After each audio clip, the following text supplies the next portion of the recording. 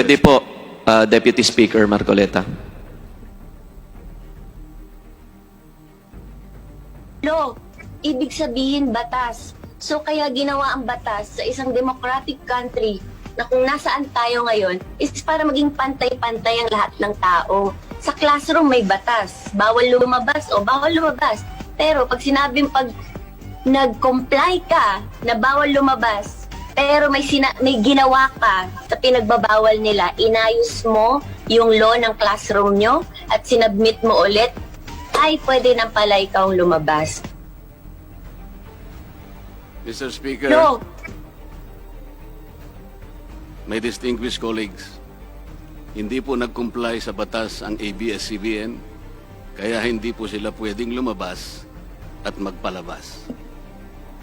Those opposing the franchise application of ABS-CBN will show with clear and convincing evidence that ABS-CBN did not comply with the terms and conditions of its franchise, as well as our laws and the Constitution.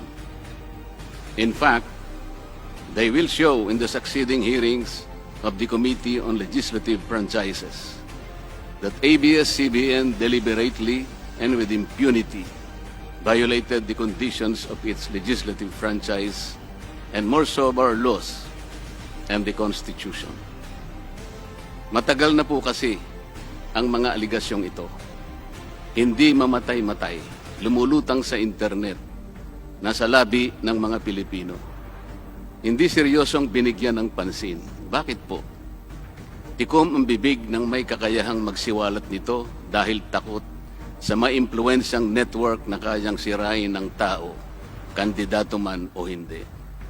Salamat at ganap na nanindigan si Speaker Alan Peter Cayetano at hindi inalintana ang mga tuligsa sa kanya at pinayagan niya na magkaroon ng patas, bukas at malawak ang pagdinig sa mga aligasyong ito katulad ng nagaganap sa araw na ito. Ang banggit nga po sa John 8:32 ay ganito, "And you will know the truth, and the truth will set you free." Violation of the Constitution. Number 1, franchise is longer than 50 years. Hindi na po dapat payagan itong pagre-renew ng prangkisa ng ABS-CBN. Dapat na pong isara ang pinto para sa kanila. Bakit po? Because the ABS-CBN has been using the airwaves for more than 50 years. 53 years today, to be exact. Our Constitution says that Congress can grant a franchise of up to 50 years only. Taong 1957, nang makuha ni Don Eugenio Lopez Sr., may-ari ng Chronicle Broadcasting Network o CBN, ang Alto Broadcasting System o ABS. Simula po noong 1967 ay naging ABS-CBN na po ang tawag dito dahil sa merger ng ABS at CBN. Kung susumahin po natin ang prangkisa nito simula noong 1967, ay 53 taon na po itong gumagamit ng airwaves magpahanggang ngayon. 63 years naman po kung susumahin natin mula po ng pagkakakuha ng CBN sa ABS noong 1957. The Committee on Legislative Franchises should not allow itself to be used by ABS-CBN to again circumvent the Constitution and violate the categorical 50-year limitation imposed on franchises. Hindi na po dapat buhayin muli ng Kongreso ang prangkisa ng ABS-CBN sapagkat ayon po sa ating saligang batas, ang buhay ng prangkisa ay hindi dapat lumampas ng 50 taon. EDSA Revolution. Siguro po may mga ngatwiran at sasabihin ng ganito, isinara naman nung martial law ang ABS-CBN. Di po ba? Dapat huwag bilangin ang panahon na yon. Tanggapin po natin sandali na isinara nga ang ABS-CBN simula Setyembre 23, 1972, pagkatapos na ideklara ang martial law. Pero hindi po ba nagbukas din ito agad matapos na ito ay mabawing muli ng pamilya Lopez noong EDSA Revolution? Hindi ba't kulang-kulang 13 taon din po ang namagitan na panahon? So let's assume that we subtract 13 years from the 63 years that ABS-CBN has been in operation starting 1957 when CBN acquired ABS. Hindi ba't 50 taon din po ang magiging resulta? Ibig pong sabihin, tapos na at paso na pa rin ang prangkisa ng ABS-CBN with or without martial law. Hindi ba't sobra-sobra pa rin ito at lalabag pa rin sa ating saligang batas? Naging palasak nga noong panahon ng martial law ang kantsaw na tama na, sobra na. Subalit ang mahalagang tanong po ng taong bayan na hindi pa nasasagot magpahanggang ngayon ay kung paano biglang nabawi ng mga Lopez ang ABS-CBN mula sa pag-aari ng gobyerno pagkatapos maitalaga ang Cory administration. Sinulatan po noon ni dating Senador Lorenzo Tanyada ang Presidential Commission on Good Government na isoli na sa mga Lopez ang ABS-CBN kahit may arbitration pang nagaganap sa pagitan ng pamahalaan at ABS-CBN. Na i-turn over po agad ang istasyon ng ABS-CBN sa mga Lopez sa kabila ng wala pang pagtukoy sa tunay na pagmeme-ari nito ayon sa kautusan sa Board of Administrators na binuo sa Letter of Instruction number 1 ni Pangulong Cory Aquino. Sa ngayon po ay wala man lang mailabas na papeles tungkol dito ang PCGG. Nagbayad po ba ang ABS-CBN sa Administrasyong Cory Aquino? Nag-public bidding po ba? Bakit tila ura-urada at habang magulo pa ang lahat dahil katatapos lang ng EDSA Revolution, ay biglang napasakamay na muli ng mga Lopez ang ABS-CBN. Nakabatay po ba ito sa batas? Hindi po ba dapat sagutin ng ABS-CBN ang mga tanong na ito upang mapanagot po ang dapat na managot kung meron man? Foreign ownership. Puntahan naman po natin ang muling pagbubukas ng ABS-CBN noong 1986. Pati po kasi noong panahon yun ay may paglabag na rin sa ating saligang batas. Ano po kaya yun? Dahil Amerikano at hindi Pilipino ang may-ari at namahala sa ABS-CBN na mariing ipinagbabawal ng saligang batas. Congress should deny the franchise application of ABS-CBN for its clear violation of the Constitution, requiring 100% Filipino ownership and management of mass media companies. ABS-CBN's former president, Mr. Eugenio Gaby Lopez III, was an American citizen when he took the helm of the company in 1986 as director, then president, and then chairman in the later years. It was only in 2000 that he petitioned for recognition of Filipino citizenship and was issued a certificate of recognition as a Filipino citizen in 2002. At kahit sabihin po natin wala na ngayon sa management ng ABS-CBN si Ginoong Gaby Lopez, nagpatuloy pa rin ba sa paglabag sa saligang batas ang ABS-CBN? Opo. Dahil magpahanggang ngayon ay nagbebenta pa po sila sa mga banyaga, mga hindi Pilipino, ng pag-aari o ownership rights ng ABS-CBN. Through an intricate web of corporate layering, ABS-CBN lets non-Filipinos to own its common shares through the issuance of Philippine Depositary Receipts o PDRs. In September 1999, the ABS-CBN Holdings Corporation offered 132 million Philippine Depositary Receipts underlying the 132 million common shares of ABS-CBN. Immediately prior to the closing of the PDR's offering, Lopez Incorporated, the main stockholder of ABS-CBN Corporation, transferred 132 million ABS-CBN shares to ABS-CBN Holding Corporation, its alter ego. With the many rights afforded to the holders of these PDRs, most of whom, if not all, are foreigners, ABS-CBN Corporation virtually allowed these foreign holders beneficial ownership and potential voting rights. This is a circumvention of the strict foreign equity restriction imposed by the Constitution on mass media companies. Quite obviously, the ABS-CBN PDR instrument a creative financial mechanism is being used as a subterfuge to indirectly own the underlying ABS-CBN shares of stock. Violation of workers' rights under the Constitution. ABS-CBN violated the rights of its own workers. It denied them their just share in production as required by the Constitution. It committed unfair labor practices, which consequently denied its employees the benefits required by law to be provided to all employees. Isang halimbawa po dito ay ang asunto na isinampa ng halos 100 o mahigit sa 100 manggagawa ng ABS-CBN sa National Labor Relations Commission o NLRC dahil sa pagtanggal sa kanila dahil sila raw ay mga talents lamang at hindi mga regular na empleyado. Nanalo po ang mga manggagawa sa NLRC at maging sa Court of Appeals. Bakit hindi na lang nila sinunod ang hatol at umapila pa ang ABS-CBN sa Korte Suprema? Ito ba yung sinasabi po kanina sa opening salvo na ang pagmamahal sa kanilang kapamilya ay ganun na lamang? Mali naman po yata na sabihin ng ABS-CBN na lampas sa 11,000 ang mga empleyado nito dahil kung ito po ay masusi nating iimbestigahan, may 2,661 at isa lamang.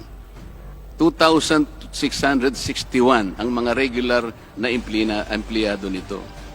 Ang karamihan po o mahigit na 8,500 na kawani ng ABS-CBN ay tinagurian nilang independent contractors or talents, project workers at contractuals lamang kahit na pang-regular na empleyo ang trabaho nila.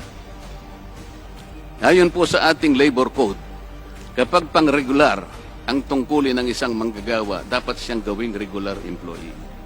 Hindi dapat contractual. Hindi dapat independent contractor, talent, o kaya project worker lang. Malinaw na labag sa batas ang ginagawa ng ABS-CBN. Sana ay ibalita rin po ito ng TV Patrol upang mabunyag ang libu-libong endo sa kanilang bakuran.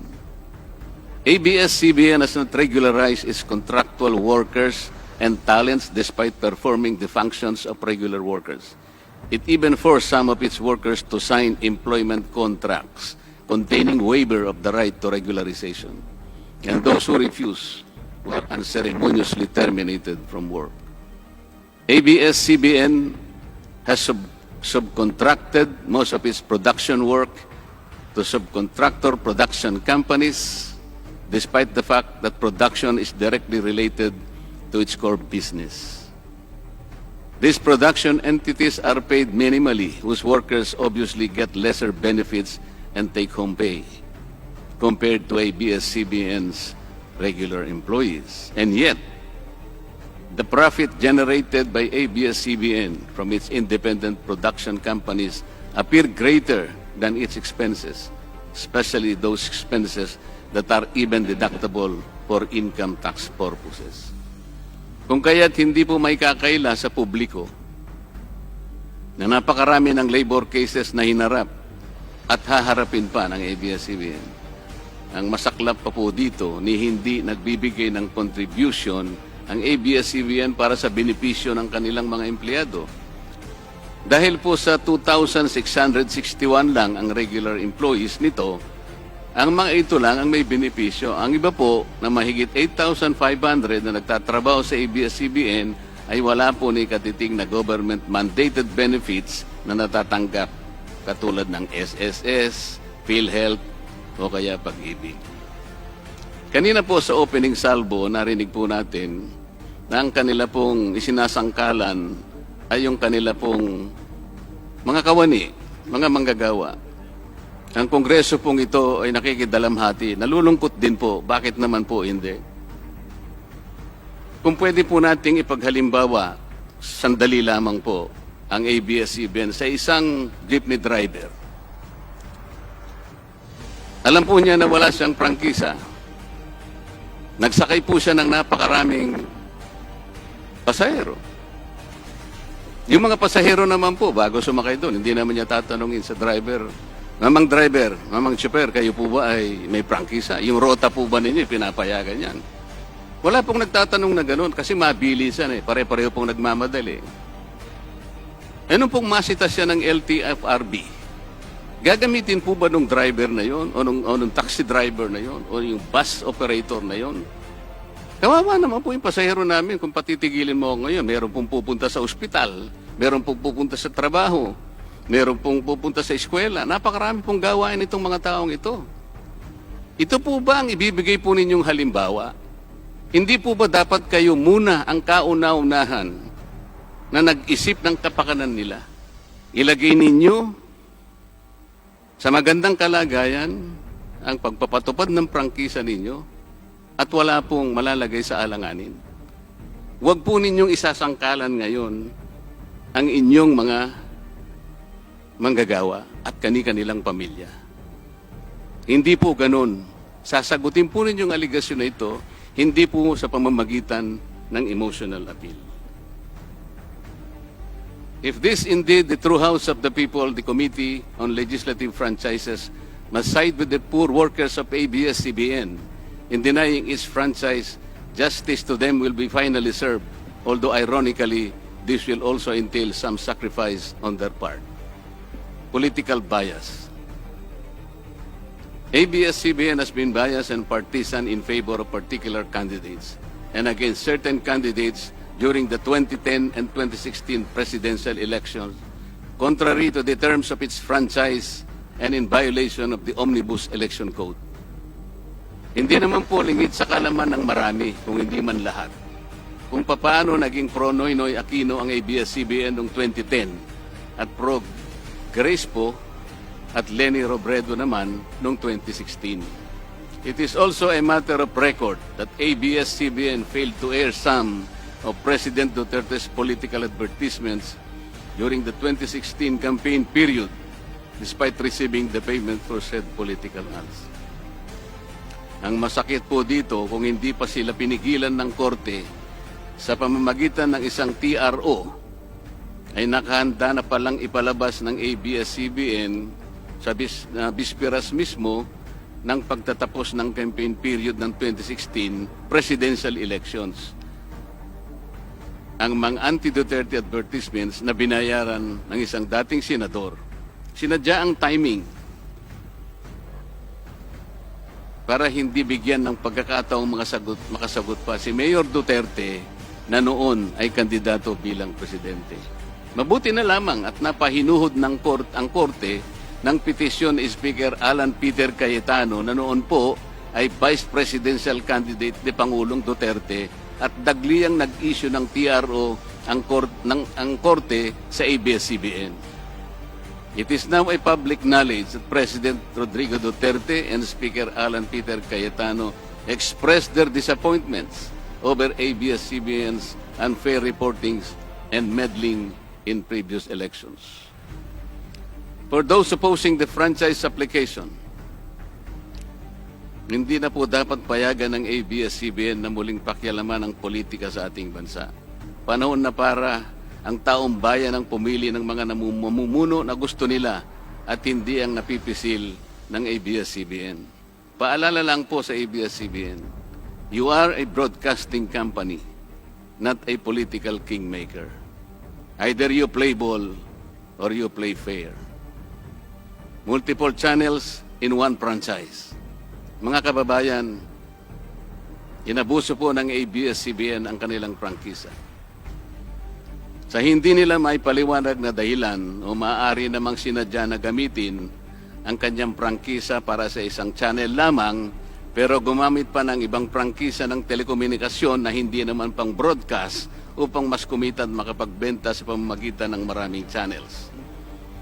ABS-CBN violated the terms and conditions of its franchise by offering its TV Plus boxes for a one-time fee but using the free-to-air signal authorized in the franchise granted by Congress at no cost to ABS-CBN. Tubong lugaw, ika nga. But this practice of ABS-CBN without permission from Congress or the National Telecommunication Commission is killing the cable industry, which depends on monthly base subscription of its clientele. At bukod po sa pagbebenta ng TV Plus box sa publiko, sa Kapamilya Box Office Channel na nakapaloob dito, ay nagawa pang maningil ang ABS-CBN sa bawat pelikulang gustong mapanood ng publiko sa KBO Channel. Ibinenta na nga ang TV Plus box, ibinenta pa rin ang mga palabas na pwedeng mapanood sa TV Plus box. Dobleng tubong lugaw na po ito. Hindi po saklaw ang mga ito sa prangkisa na ipinagkaloob ng Kongreso sa ABS-CBN.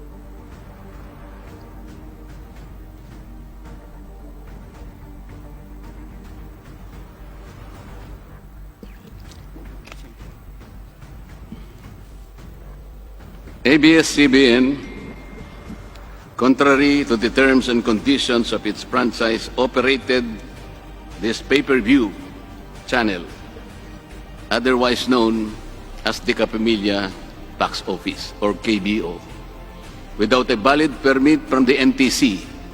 And despite NTC's order to refrain from operating a PPB until the issuance of an appropriate guideline for the same, ABS-CBN continued its operation until the expiration of its franchise on May 4, 2020. Tax evasion. ABS-CBN also violated the terms and conditions of its franchise by engaging in tax avoidance schemes, which deprived the government of the much-needed revenue. It used its wholly owned subsidiary, Big Dipper Digital Content and Design, Inc., a PESA-registered company, as tax shield. Its main customer is ABS-CBN Hungary. And because of this unconscionable tax avoidance scheme, ABS-CBN alleged effective tax rate in 2018 was at negative 5%. This means that ABS-CBN managed to avoid paying taxes in 2018. Bakit po ang GMA7 na hindi naman kasing laki o kasing yaman ng ABS-CBN ay nakapagbayad ng buwis sa pamahalaan ng 1.6 billion pesos noong 2018? Samantalang ang malaalamat na ABS-CBN ay walang binayarang buwis. Bakit naman nakalibre ang ABS-CBN noong 2018 sa negative income tax nila na 84 million? Ibig sabihin po nito ay may tax credit pa ang ABS-CBN at ang gobyerno pa ang lumalabas na may utang dito. Wala pong pagkakaiba ito, mga kababayan. Sa isang taong nangutang sa tindahan, binigyan pa ito ng sukli. In 2019, ABS-CBN again did not pay its rightful taxes. It avoided this by entering into compromise agreement with the Bureau of Internal Revenue, with the latter accepting the settlement of 152 million pesos plus from ABS-CBN, equivalent to only 40% of its assessed deficiency in income tax, value-added tax, and documentary stamp tax payments. But this is only one among the 4 other cases lodged by the BIR at the Court of Tax Appeals, all of which were also settled by compromise. Bakit po ganun? Hindi po ba nando sa prangkisa ng ABS-CBN na babayaran nila lahat ang rightful taxes? Kinakailangan po bang sila ay habla pa ng BIR bago sila mapilitang makapagbayad lamang kahit settlement lamang? Ang linaw po ng kanilang prangkisa na babayaran lahat ang kaukulang buwis. Bakit kailangan pong sila ihabla at idemanda pa ng BIR para lamang sila ay makapagbayad? There are also allegations to date that ABS-CBN's Lingkod Kapamilya Foundation, ALKFI, is being used as ABS-CBN as tax shield, and that ALKFI also failed to file donor's tax return and pay the donor's tax. Ito po ang mas nakalulungkot dito, mga kababayan. Kapag politiko o government official ang nagkawang gawa, epal ang tawag dito ng ABS-CBN. Kahit mula pa sa sariling bulsa ng politiko ang pinanggalingan ito. Pero kapag ito ay galing sa lingkod kapamilya, puro pangalan ng ABS-CBN ang kanilang pinangangalandakan, katulad po ng nakita natin ngayon. Alam naman natin na galing naman sa lahat, sa mga donors ang pondo na ginamit nila? Meron po kayang nanggaling sa yaman ng ABS-CBN? Di baling ang pantulong ng ABS-CBN ay galing sa donasyon ng ibang tao. Di baling ang perang pantulong ay mula sa tax avoidance ng kumpanya. Ang mahalaga ay mapalabas nila sa pamamagitan ng sa mamamayan, katulad po ng nakita natin ngayon na napakabuti at napakabait ng ABS-CBN. Kami po ay naniniwala na unti-unti na pong nabubuksan ang katotohanan sa ating mga mamamayan. Hindi po ba mas maganda at katanggap-tanggap na tumulong sa kapwa ng walang nalalabag na batas at buong sikap pang nasusunod ang prangkisa? Dahil po ba kayo ay nakapagdudulot ng saya, ng aliw sa ating mga mamamayan? Dahil po ba kayo ay nakapagbibigay ng inspirasyon, ng pag-asa, ng katatagan ng loob na kagaya po sa opening salvo kanina ng representative ng ABS-CBN? Hindi na po ba natin susundin o tutuparin, isasaalang-alang ang ating mga batas, ang ating saligang batas, o kaya ang prangkisa ninyo? Makakapagpasaya naman po tayo. Makakapag-inspire po tayo nang hindi po tayo lumalabag sa batas. The House of Representatives should endeavor not to grant the franchise application of ABS-CBN because it has deliberately floated the Constitution and other related laws. Even the terms and conditions of its previous franchise to suit its own business and political interest, but to the prejudice of the greater good. The grant of a legislative franchise is merely a privilege and not a matter of right. Congress has the exclusive constitutional authority to award, alter, or revoke this privilege when the common good so requires, as in this particular case of ABS-CBN. We believe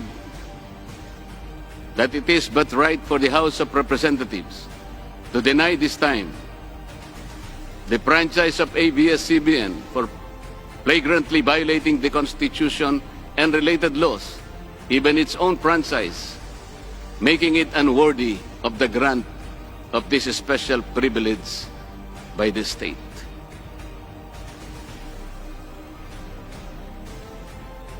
Alam mo kung sino lang ang pinakamatinding magiging kalaban ni Ricardo? Sino? Nako, kabahan ka kay si Ricardo. Ang pinakakalaban ni Ricardo. Sino? Feeling ko si Kiboloy.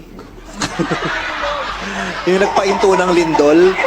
Si Kiboloy lang ang magpapahinto ng probinsyano. Abangan nyo yan. Oh. So inahamon kita Kiboloy, pahinto mo nga ang probinsyano. Napahinto mo pala ang lindol eh. Apakayabang nyo pala eh. Sabi niya daw, stop. Sige nga, punta kang gitna ng EDSA, stop mo yung traffic doon. Stop.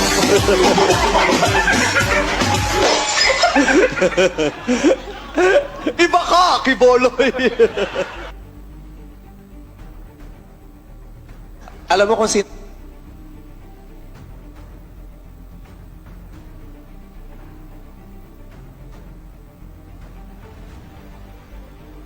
Kailan mo ba gustong mapa-stop ang probinsyano? Ikaw, pwede ka. Kailan mo gustong i-stop? 1 buwan, 2 buwan, 3 buwan, 4 na buwan? Ikaw. Baka sa 4 na buwan, hindi lang yung probinsyano may stop. Baka pati yung network mo, stop na yan. Mr. Speaker, ABS-CBN posed the challenge. Obviously, the challenge was accepted. There is no reason to complain. Maraming salamat po. Maraming salamat, DS Marcoleta. We now recognize Speaker Cayetano for a manifestation. Mr. Chairman, I'd like to thank both sides for the opening statements. Very clear sa side ng ABS na paninindigan na walang violation of law. At very clear kay Deputy Speaker Marcoleta na inisa-isa niya yung alleged violation of law. So, katulad ng sinabi ni Congressman Garbin kanina, na dapat less technical para ang tao naririnig lahat, I just like to appeal sa members ng leniency kay Solicitor General. At kahit today natin schedule yung opening statement, bigyan pa natin siya ng pagkakataon sa susunod na hearing to make the opening statement. Kasi kung i-review nyo po ang statements niya, statement na Malacanang, very, very clear po, hindi siya inutusan ng ating Pangulo na pumunta sa korte at gawin yung petition niya. So very, very clear that the champion of the exposing the alleged violations of ABS-CBN is Solicitor General. That doesn't exclude other champions who are here today and other opposite corruption sa pagbili ng PPEs. Ang gagawin lang nung inaakusahan, mag-file siya ng libel case laban dun sa umakusa. Tapos sasabihin na niya, hindi na siya pupunta sa hearing kasi sub judice yung kaso. Diba? So, kumpleto po ang jurisprudence at yung batas na hindi po, kung paano i-apply yung sub